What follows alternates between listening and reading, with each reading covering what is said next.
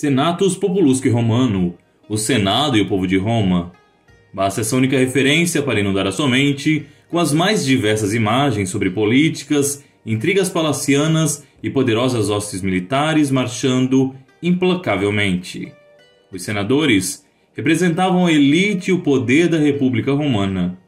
Eram patrícios, homens vindos de famílias nobres, e juntos estruturaram um sistema de poder completamente novo, onde expulsaram os reis e dividiram entre si as prerrogativas do poder. A República de Roma durou 4 séculos e está repleta de histórias interessantes, embora mais tarde fosse acabar se degenerando no império que conhecemos. Ficou curioso e quer saber mais sobre essa história? Então já deixe seu like e venha comigo nesse vídeo. O Senado de Roma tem sua origem na fundação da própria cidade e disso deriva o seu grande prestígio e tradição que costumamos ver retratados em filmes e séries. É dito que Rômulo, primeiro rei dos romanos, reuniu um conselho de 100 homens, todos eles patriarcas de famílias nobres e ferrenhos participantes nas guerras, para que juntos compusessem seu conselho pessoal. Esse conselho seria chamado de Senado, palavra originada de Senex, que literalmente significa idoso. Com a morte de Rômulo, coube aos senadores, pretendesse o rei ou não, a escolha de seu sucessor. O evento daria início a uma tradição interessante. Sempre que um monarca romano morria, os senadores se reuniriam para eleger o próximo. Era escolhido primeiro um magistrado chamado interrex, que ficaria no cargo por 5 dias, durante os quais usufruiria de poderes plenos absolutos. No entanto, sua principal função seria de procurar e indicar o próximo soberano de Roma. Esse modelo evitava que o interrex tentasse se autopromover, ao mesmo tempo em que diluía a disputa por poderes. Assim, ao invés de se dividirem entre facções rivais, os senadores costumavam elencar um dos seus membros mais velhos e experientes que lhes indicaria um nome a ser colocado em votação. O resultado só poderia ser sim ou não. O indicado pelo interrex seria então aprovado ou não pelo Senado. Caso sua escolha se confirmasse, passaria pela aprovação do povo de Roma e por fim pela confirmação dos sacerdotes. Isso demonstrava o poder do Senado já no período em que Roma era uma monarquia. Como competia a ele indicar e aprovar um novo rei, os soberanos tendiam a ouvir as decisões tomadas por esse conselho de anciãos. Embora essas normas não tivessem em si mesmo o peso de lei, elas serviam como forte indicação política ao monarca. Ainda antes da República, o número de senadores foi ampliado para 200, acompanhando o crescimento da cidade e abrangendo famílias em ascensão. Com isso, é possível que esse colégio tenha se tornado menos coeso e articulado entre si. Seja como for, os últimos reis de Roma passaram a ignorar com frequência as decisões dos senadores. Alguns relatos tradicionais de historiadores sugerem que Lúcio Tarquinius, o soberbo, tenha sido especialmente cruel nesse sentido. Uma de suas práticas foi ordenar penas capitais sem a consulta desses anciãos, o que deixou a todos horrorizados. Via de regras, o rei de Roma só poderia executar alguém com aprovação do Senado. Isso instaurou na cidade um período turbulento de caos e guerra civil. O rei foi deposto e o Senado, meio que às apalpadelas, assumiu o controle do governo. No entanto, queria-se nessa época evitar a todo custo o novo tirano que assumisse o controle.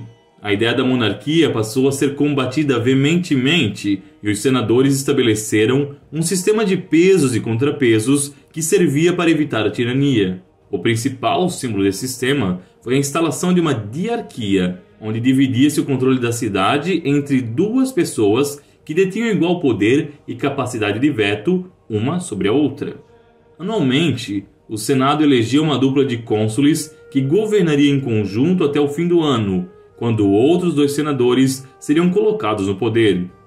É evidente que um governo assim, com tanta possibilidade de falhas e instabilidades, só surgiu como medida de combate ao último rei e como forma de assegurar que ninguém mais tentasse governar sozinho.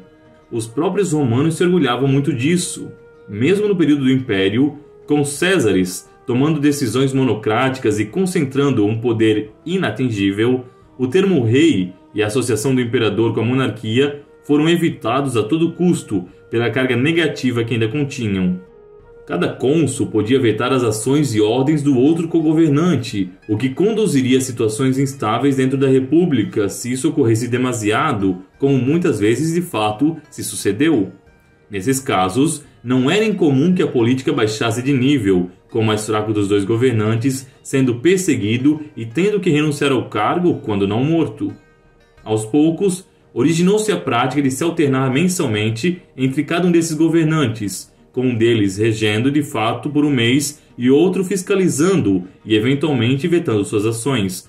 No mês seguinte, alternava-se as funções e assim por diante até se completar o ano de mandato. Ao término do ano de governo, os dois cônsules da República Romana deveriam se apresentar ao Senado, onde seriam julgados por suas ações. Em casos mais graves, nas quais os senadores percebessem que um cônsul havia sido corrupto ou pretendesse se tornar rei, a lei previa inclusive sua expulsão do Senado, embora essa medida fosse praticamente surreal. É interessante lembrarmos que entre as muitas medidas contra a monarquia, a República Romana proibia a reeleição seguida para esse cargo máximo. Embora fosse possível voltar ao posto após um ano afastado, o senador que tentasse seria muito mal visto pelos seus colegas. Como já dissemos, é evidente que o sistema assim, com tanta alternância de governo, possuía um forte caráter de instabilidade política. Imagine uma situação de guerra onde fosse preciso trocar anualmente o líder da nação. A situação se torna ainda pior quando pensamos que, por definição, os cônsules eram também os comandantes do exército romano. Retirar um general do meio de uma batalha levaria à derrota certa. Ou imagine você que, no meio de um conflito, seja por birra ou por ter se vendido a uma nação inimiga, um dos cônsules decidisse vetar a ação do outro. Para evitar isso, a República Romana previa um cargo excepcional, o de ditador, eleito apenas em situações emergenciais e por um período de 6 meses. Embora hoje esse termo tenha se deturpado, se tornando sinônimo de regimes autoritários, na Roma Antiga, o ditador era visto como essencial nos momentos de fragilidade. Durante os 6 meses em que governasse, seus poderes seriam absolutos, exceto o de controlar as finanças, que ainda competiria ao Senado, como forma de se evitar a corrupção financeira. Mas o ditador poderia emitir todas as leis e decretos necessários para restabelecer a ordem. Seu principal atributo estava em se tornar o comandante supremo e único do exército romano, sobretudo em tempos de guerra. Nos períodos de mais tranquilidade, no entanto, uma prática comum do Senado era fornecer aos cônsules e outros magistrados importantes o comando de tropas para que obtivessem, fora das fronteiras, a sua quantia de glórias militares, conquistando assim outras nações.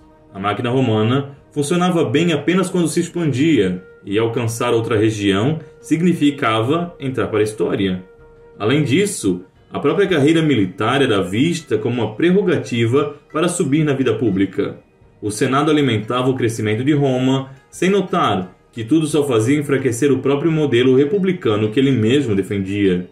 A principal razão disso está na incompatibilidade de uma república com um estado de proporções imperiais. Na mesma razão que os romanos iam alcançando cidades e povos distantes, seus costumes começavam a se dissolver e o poder se tornava cada vez mais distante e incontrolável, calcado nas mãos de exércitos que ficavam nas províncias e não nos senadores. Parte disso foi aprofundado por uma lei que proibia as legiões de entrarem na capital. Com isso, se estabeleceu, mesmo que sem querer, um distanciamento entre o Senado e as tropas romanas.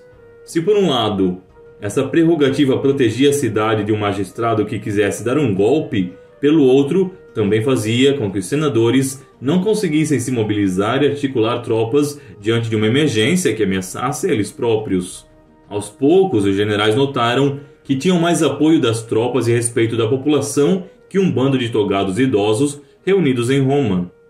Bastaria tomar esses soldados e marchar sobre a capital para assumir o controle. O que impediu isso no começo foi o medo de retaliação por parte de outro comandante e a pena de morte que o Senado aplicaria aos que assim procedessem. No entanto, conforme a República anexava novas terras, surgiam também figuras que pretendiam para si grande poder. O primeiro desses certamente foi Sulla. Ele lançou Roma em sua primeira guerra civil, diante da qual assumiu o título de ditador perpétuo e humilhou o Senado. É evidente que as estruturas já haviam sido lançadas antes, com a corrosão do sistema público e o aumento significativo da corrupção interna, a República de Roma jamais se recuperaria desse golpe. Após assumir o poder, ele expurgou seus inimigos, estabeleceu um período de terror e de ditadura, durante a qual fez uma limpeza em muitas áreas. Por fim, para surpresa de todos, renunciou de seu próprio cargo e se tornou meramente um cidadão comum, morrendo afastado da vida pública. Isso faria a República ganhar mais algum tempo de fôlego, durante o qual surgiu a figura aclamada e controversa do advogado Cícero. No entanto, esses anos finais foram marcados por conspirações, usurpações e guerras civis que levaram à ascensão dos Césares ao poder. Mesmo assim, e ainda durante o Império, o Senado continuou subsistindo como símbolo das tradições e dos nobres romanos, embora seu poder tivesse sido reduzido a um mero órgão executivo das vontades do imperador. Entretanto, o tamanho da tradição de Roma era tão grande que nenhum César jamais se viu ou se permitiu ver como rei. Eles preferiam o título de Príncipe Romanum, o primeiro dos romanos, e alegavam ser meros representantes do povo. Até o fim derradeiro de Roma e de sua invasão pelos bárbaros, nos estandartes do exército ainda continuava-se a ostentar a sigla SPQR, uma abreviação para a máxima o Senado e o povo de Roma, embora esse povo, já no final, fosse representado pela única figura do imperador. E você, o que acha do Senado de Roma? Deixe na resposta o seu comentário. E até o próximo programa, se Deus assim quiser.